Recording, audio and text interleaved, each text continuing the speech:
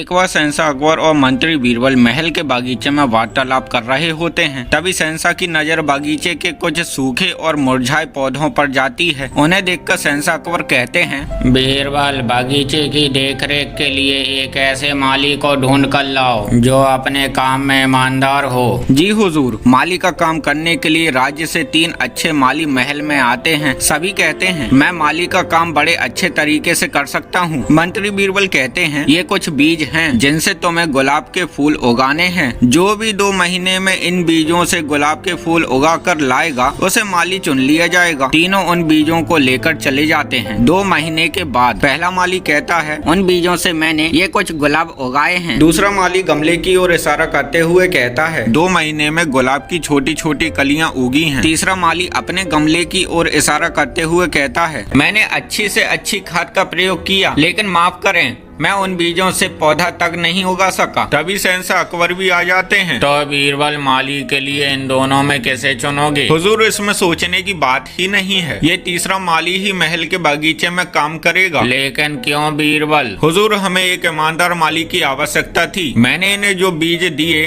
वे सभी बेकार थे, उनसे कभी कोई पौधा उग ही नहीं सकता था। तो ये गुलाब के फूल और कलियां कहां से उगाई? इसलिए तीसरे माली को चुना जाता है।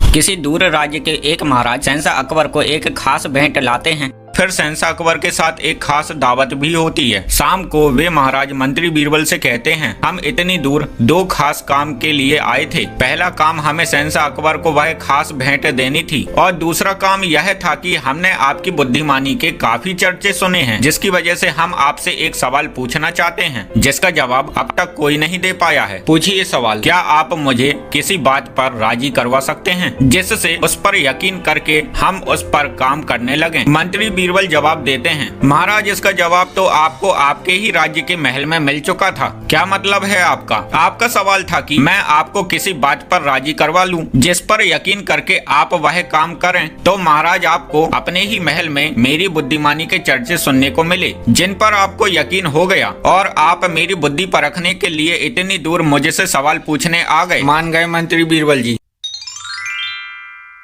किसी नगर में 3 लोगों के खेत आपस में जुड़े हुए थे। उनके खेत के बीच में एक फलदार पेड़ लगा हुआ था। तीनों लोगों के बीच फलों को लेकर बहस होने लगती है। यह शिकायत शहंशाह के दरबार में पहुंचती है। तीनों ही उस पेड़ पर अपना अपना हक जताते हैं। मंत्री बीरबल उनका झगड़ा हमेशा के लिए खत्म करने के लिए कुछ उपाय बताते हैं। एक उपाय है कि उस पेड़ को काट दिया जाए। यह सुनकर केवल पहला आदमी ही सहमत होता है। दूसरा उपाय है कि उस पेड़ के सारे फलों को हमेशा महल में भेजे जाएं। यह सुनकर केवल दूसरा आदमी ही सहमत होता है। और तीसरा उपाय है कि उन सारे फलों को तुम तीनों बराबर भागों में बांट लो। यह सुनकर भी केवल तीसरा आदमी ही सहमत होता है। बीरबल, तुम्हारे एक भी उपाय से तीनों ही सहमत नहीं हुए। लेकिन हुजूर, हमें पेड़ का सही हकदार मिल गया। पेड़ का काटना और स्वयं के खेत में लगे पेड़ के फलों को महल में भेजना, दोनों ही उपाय गलत थे, जिसमें पहले और दूसरे व्यक्ति ही सहमत हुए। फलों के बराबर बांटे जाने का उपाय ही सही था, जिसमें केवल तीसरा व्यक्ति ही सहमत था। इसलिए हुजूर, पेड़ का हकदार केवल तीसरे व्यक्ति को ही बनाया जाए। सही कहा बीरबल तुमने।